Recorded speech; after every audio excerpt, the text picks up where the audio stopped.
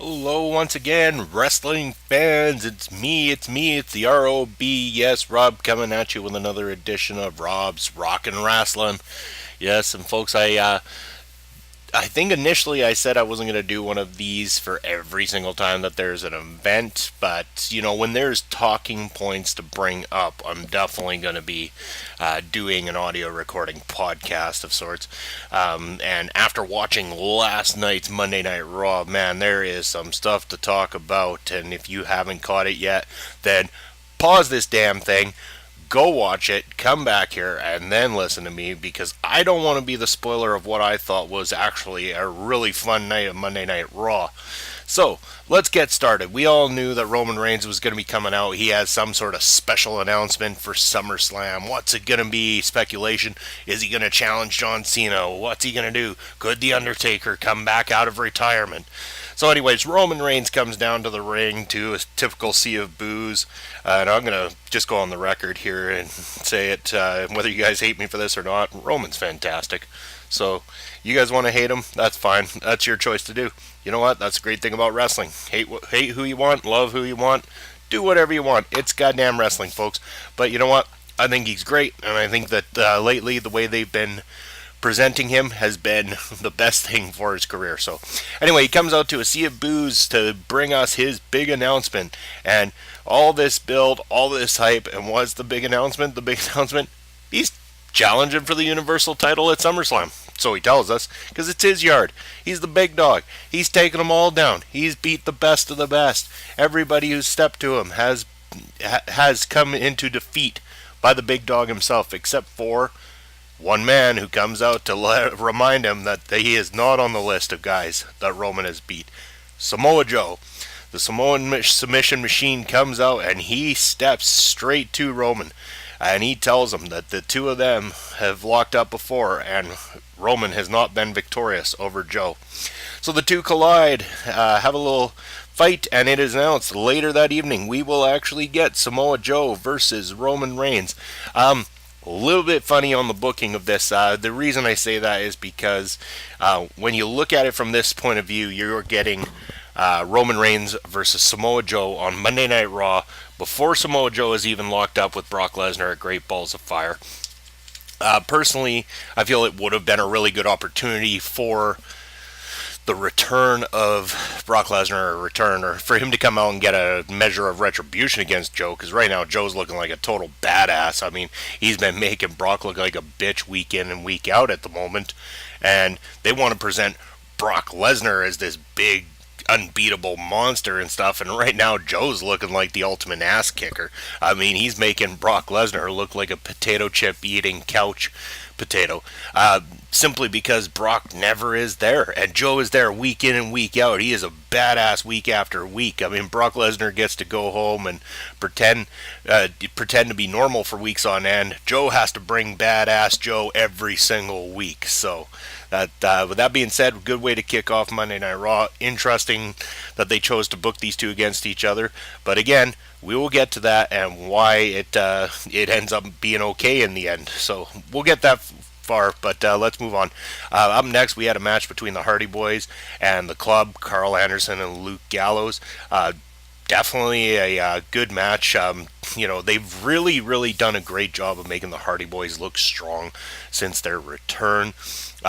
They haven't won every single match, but I mean they're going through some of the top teams in WWE today, as they did with defeating many of the top teams around the world, as it was prior to re-signing with WWE anyway.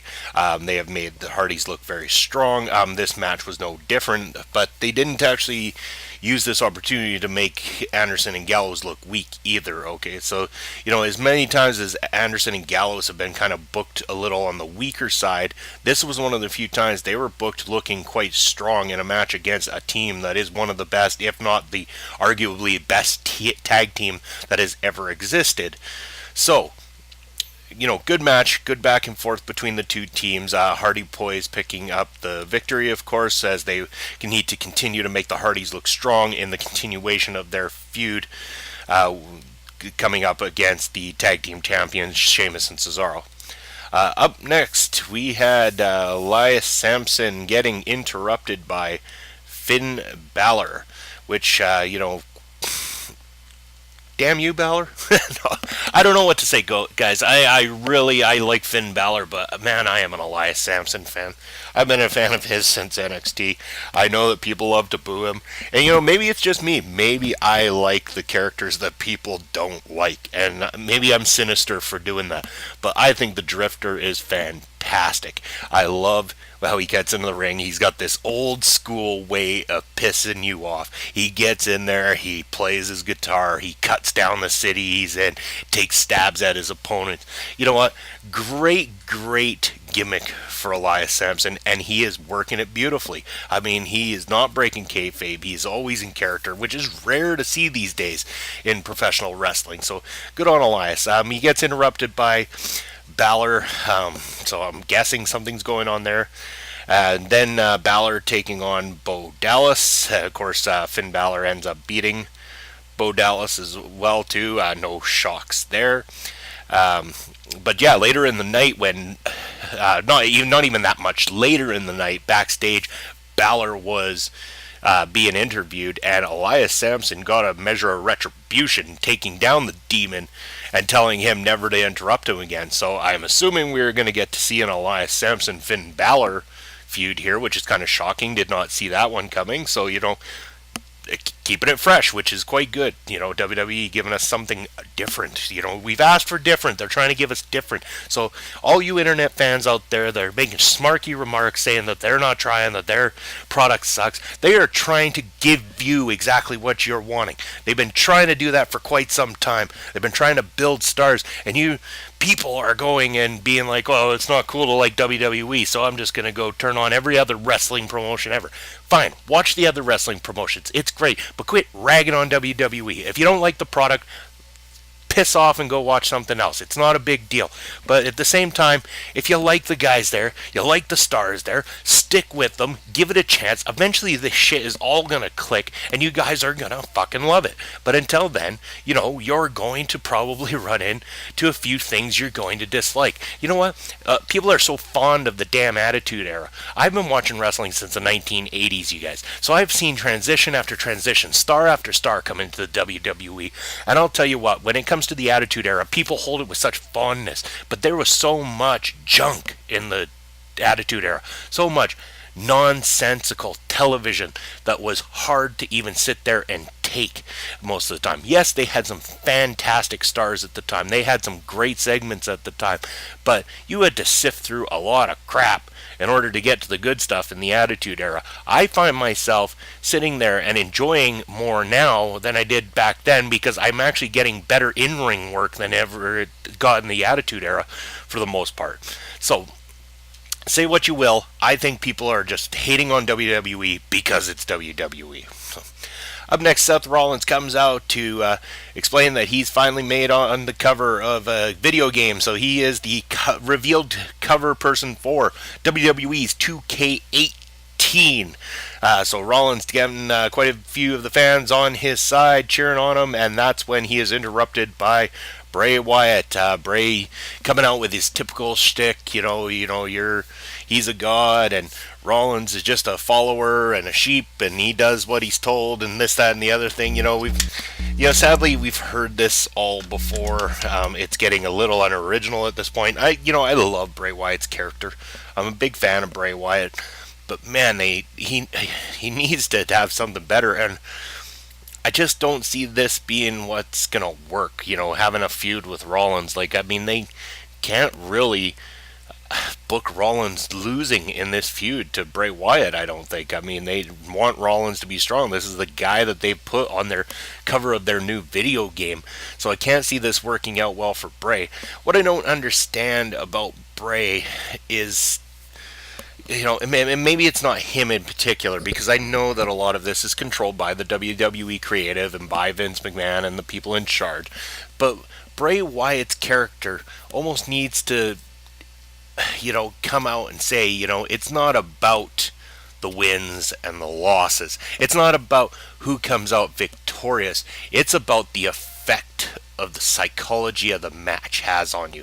Yes, I'm talking about Wyatt needs to go out there and say that when you've been targeted by Bray Wyatt, you're never the same again. And it's easy enough to play on this because just look at the string of guys that he has been in feuds with that, in a sense, their character changed or something about them went differently after the feud with Bray Wyatt. I mean, let's start with John Cena, for example. John Cena went into a feud with Bray Wyatt, and after that, we started seeing a little bit less of John Cena bit by bit. Almost like he couldn't quite bring himself to be there full time anymore because of that, the haunting that the Bray Wyatt feud brought upon him.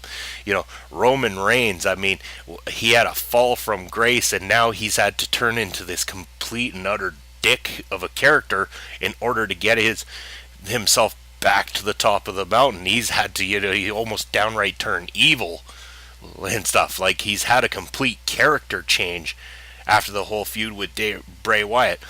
Dean Ambrose was on a damn hot streak before taking on Bray Wyatt.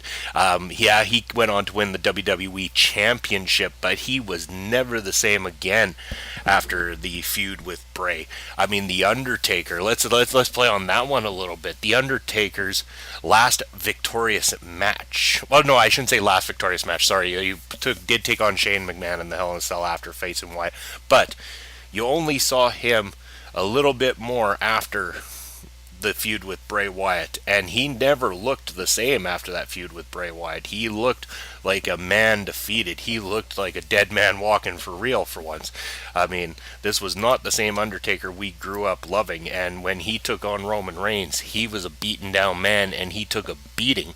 And Bray needs to play on that psychology. I mean, look at Randy Orton. Randy Orton goes through this feud with Bray, and now he's lost the title. He's lost it over to Jinder Mahal, and Bray could say, "You're losing it to a man who never picked up a win in his life up until now. He only just started picking up his wins." And Randy's getting distracted. Randy's making all the same mistakes that a rookie superstar would make, not somebody with the experience of a Randy Orton. So Bray needs to start coming in and saying, like, it's not about whether I pin you 1, 2, 3 in the middle of the ring. It's about what I do psychologically to you, how I damage you internally forever, and how it will haunt you for the rest of your life. Once you're marked by Bray Wyatt, you're never the same again. I think this is the type of psychology that would put Bray into a position where people would understand that it doesn't matter if he's the damn champion or anything like that. He is an interesting character. He reminds me a lot of Jake the Snake. And anybody who used to watch wrestling in the 80s and anything like that will know that Jake the Snake was a character that never was a world champion. He was never holding titles, but damn it if he wasn't the best goddamn guy on a microphone, and was always about the psychology. So anyway, that's where I think they need to go with Wyatt, but I'm rambling on here. So next we had Cruiserweight action, Akira Tozawa versus TJP. Neville coming out to get a glimpse of Akira Tozawa, and yes, Titus O'Neil still going out and branding the Titus brand, trying to get Akira Tozawa on board. Tozawa picking up the win over TJP, and yes, then we pretty much have been alluded to the fact that yes, this will be the new feud. It is going to be Tozawa going after Neville's title. Interesting dynamic. Could Titus and the Titus brand be the factor that costs Neville that belt? I mean, with managers becoming a more prominent thing within the landscape of WWE recently, I think that Titus O'Neil is perfectly primed to be the guy to get some titles around the guys he's assisting. Akira Tozawa. We could easily see Apollo Crews down the road holding championship gold because of the Titus brand. It is something that is working right now, and I hope it continues to work as well too. I am definitely behind the Titus brand, and I think that it's going to work out best in the end. Do I think that this is the right time to take it from Neville, and is Tozawa the right guy for it? I don't know. At this moment, I don't know. It's going to be a real big surprise when Neville does lose the title because of how damn strong he has been booked since coming to 205 Live. He is looking like a freaking monster in the cruiserweight division, and rightfully so. So it'll be very, very, very interesting and quite noteworthy once Neville does manage to have the title taken away from him. So only time will tell. We'll see where it goes. Up next, we have got Roman Reigns versus Samoa Joe, and solid match. Wow, these two just hammering each other back and forth, back and forth. And just when you think Roman is about to pick up the win, this is kind of where I was thinking Brock Lesnar would come out, but to my surprise, an ambulance starts backing up and is shown on the screen distracting Roman. And out of the back of the ambulance comes Braun! Yes, Braun Strowman back from injury. They said 6 to 8 months. Braun says, fuck that noise, I'm coming back now. So, Braun Strowman is back, and he says, I think you forgot, I'm not finished with you yet. So, Samoa Joe ends up getting the coquina clutch on to Roman Reigns, takes him out, wins the match. Braun comes down to the ring, beats the piss out of Roman, and then told him, he goes, I think I said it before, and I think I said it at the wrong point, but he said it at this point. He picked up a microphone and said, I think you forgot, I'm not finished with you yet. So, an ambulance match has been scheduled now. This return means that we are now going to see the ambulance match between Braun Strowman and Roman Reigns. Now, my curiosity tells me that after Reigns said that he will be challenging for the Universal Championship at SummerSlam, and because all the rumors had said that Braun Strowman was going to be the one getting the title shot at SummerSlam, could this end up being one of two things? Will we see maybe a triple threat match at SummerSlam for the Universal Championship?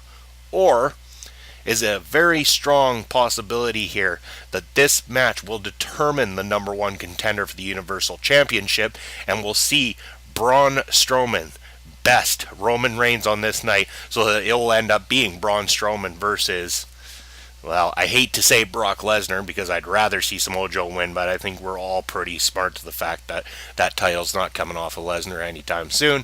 So we would see Lesnar versus Strowman at SummerSlam in that case. It would fit right into the narrative of what we've been hearing on the rumor mill anyway.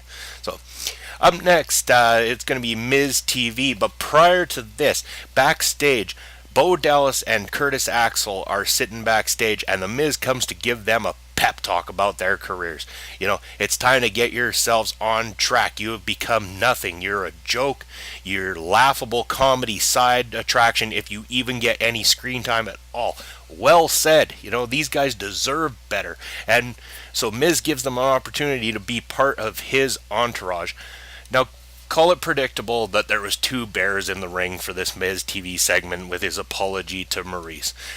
I saw the ending of this coming from a mile away, but that doesn't matter because it was great. The whole idea that The Miz is getting attacked by Dean Ambrose, Dean's going to best him one more time because he keeps besting him every goddamn week. And finally, The Miz gets the measure of retribution when the Bears attack Dean Ambrose, and it turns out that it is Bo Dallas and Curtis Axel who will now be Miz's entourage. What a great way to make Miz even stronger within WWE. When you've got two guys like that backing him up, they're going to be able to create distractions, help him in his feuds. They're going to be able to make sure that the Miz's title run is a strong title run. Now that he's got this entourage with him. At the same time, this is a perfect fit for both Curtis Axel and Bo Dallas, who really have fallen from grace and aren't doing anything currently on the roster. So, perfect opportunity for them to finally climb that ladder a little bit and get noticed. The Miz will help make these two into better stars. This is also a great opportunity for them to put these two into a legitimate tag team where the Miz could then assist them. Could you imagine the Miz as the Intercontinental Champion, Bo Dallas and Curtis Axel as the tag team champions, Miz's entourage with all the gold? Only could imagine what could happen. But wonderful segment, great build. This feud with Miz and Dean Ambrose, I was not really too keen on it when they started it over on Raw because we had already seen it on SmackDown Live. but it's actually turning into being quite the interesting feud in the end. The longevity has not got tiring on me yet, and I'm really enjoying the work by both men. I think it has brought out the best of the Miz, and it's bringing out some of the best of Dean Ambrose at the moment too. So up next, Titus O'Neil and Apollo Crews, the Titus brand, getting an opportunity to take on Sheamus and Cesaro, the tag champs. Nothing big to note here, guys. This, as much as I like the Titus brand, this was always going to be the Sheamus and Cesaro win. Titus and Apollo putting up a good fight, but in the end, this was used to increase the status, the bar. The bar has been set again by Sheamus and Cesaro. So yes, it was a filler match. That's what it was. Plain and simple, it was a filler match. So then next we had Sasha Banks versus Nia Jax, one-on-one, but this did not last as a one-on-one for too very long, folks. It turned into a bit of a brawl when there was outside interference. So basically, more or less the entire women's division pretty much all came out in the end. So yes, Alexa Bliss had come out and she got herself involved, and then Emma came out and got herself involved, and then Mickey and Dana came out and got themselves involved, and then for whatever reason Bayley comes out and starts attacking everybody out there and looking strong after she's looked so weak for so long. Like, I don't know if this was the right way to fit Bayley back into things. I really don't know. This just seemed a little bit messy. Like, it's almost like they don't have any real direction for the women on Raw yet. They're not sure what angle to go with. They're not really sure who to put Alexa up against. They've almost worked themselves into this situation where it's like, well, who the hell do we have her feud with? We haven't really built up that many women's stars on Raw right now, and the ones we have are either heel or, we've already buried the face characters that she could go against. I guess they could rebuild on the Sasha Banks thing, but, when you have Sasha losing here by DQ and stuff and everything, it's not really a good fit. If you wanted Sasha to look like a legitimate competitor again, I think that a clean win over Nia here would have solidified the boss's return to the top, and then you could have built for a good feud with Alexa Bliss. But at this point, all I'm getting from this is that we're going to see some sort of scramble 6, 7, 1950, 30. I don't know. I'm just spouting out numbers, but there is going to be a multi-woman match for the title because there is no clear direction with only 2 weeks to go till the next pay-per-view or so. So yeah, kind of messy, kind of stupid, not really my thing. So the end of the night was going to be Kurt Angle getting to the bottom of who's been attacking Enzo and Cass all these weeks. Finally, we are going to get the answer we've all been debating over. So, yes, Enzo and Cass are called out by General Manager Kurt Angle. They come out, they run their shtick as usual. Then he calls out the Revival, and then he calls out the Big Show. First of all, he asked Big Show about the attack on Cass. Big Show gets really defensive and upset about how Kurt would ever question him, and Big Show says at this point in his career that it should be pretty obvious that if he's going to hit you, he's got to come at you right to your face and hit you. And you know what? That's exactly what I suspected. I never thought for a second it was going to be the Big Show, and I'm sure nobody else did either.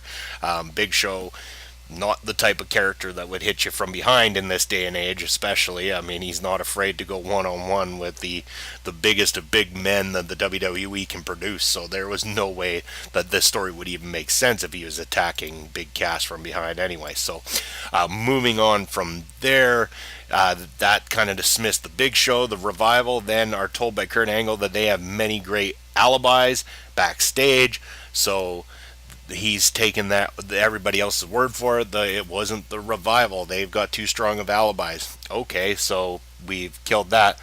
So there's only one obvious answer, and I think everybody kind of saw it coming. Corey Graves stands up and says he thinks he can shed some light on it, which then again kind of raises the question of what are Corey Graves and Kurt Angle up to recently? Seem to have this budding relationship going on and some sort of secret happening, but Corey Graves stands up, says he has got some video footage to show, and it shows Big Cass staging his attack, which to which he then replies saying that he was the one who attacked Enzo and that he's sick of carrying Enzo. He's sick of all the stupid microphone talk. He is sick of being held back by dead weight. He is sick of never winning a championship in WWE because he has to carry Enzo, and Enzo is constantly running his mouth to everybody all the time. So that's when Big Cass attacks. And you know what? I gotta say, Big Cass on the microphone last night, man, he killed it. Man, did he kill it. It was awesome. Big Cass, a very passionate promo last night. The look on Enzo's face, like, man, I fear for Enzo as an in-ring worker just because I don't see the potential. Like, he's not a show-stealing type of a character in terms of his in-ring work, but his mic work and his ability to sell something and make you feel something is far none, you guys. Like, it's easy to worry about him and say, oh well, he's not the greatest in ring. Granted, he's not the greatest in ring. I mean, I think that's been blatantly obvious from day one and stuff like that. But Triple H always saw something in Enzo, especially on the mic, and I can see what he sees in him. I mean, yeah, he can be an annoying little runt on the microphone, but I mean, he'll get a reaction. And last night when he showed that look on his face, that my brother just betrayed me, and looking like he's going to ball up and start crying, like, man, this is my family. This is my family stabbing me in the back. And then Cass gives him the big boot and takes him out. What a night. All I can say is A+ to Monday Night Raw last night. Yes, a couple of things weren't the greatest, but overall on a 3-hour show, it never felt like a 3-hour show. Raw has been great lately. WWE has been great lately. This 2017 has been a far superior year for WWE than they have had in quite some time, and I continue to see negative reactions from fans online all the time. I'm not sure what it is they need to do to make this better for you. Yes, some things they try suck, but even they admit it. When they did the Bailey It's Your Life segment and it fell flat on its face, they joked about it the next week. They pointed out that it was stupid. It's not that they're not self-aware of when things don't work. It's just that during a meeting on paper, maybe something sounds like it's going to be a good idea. They sit down, hash it out. Hey, give it a try. If it doesn't work, well, shit, back to the drawing board. But, in the meantime, they're doing what they can to try to appease all of us. They've got a mass amount of fans. This isn't like New Japan or Ring of Honor or Impact where, you've got a certain amount of fans and they all kind of enjoy the same thing. With WWE, it's a lot more diverse, you guys. This is a global scale company that's been a global scale company for a long ass time. And with that said, yes, maybe they don't always do what you want, or maybe they don't always do what the next guy wants, maybe they don't always do what I want. But it's not about doing what every individual wants. It's what they need to try to do as a whole to keep the company running. Who are we to criticize? This is a billion-dollar stock traded company here, folks. We don't have all the answers. We don't know if our great ideas, hey, if we push this guy or we do this, we don't know that would work because we haven't presented it on television.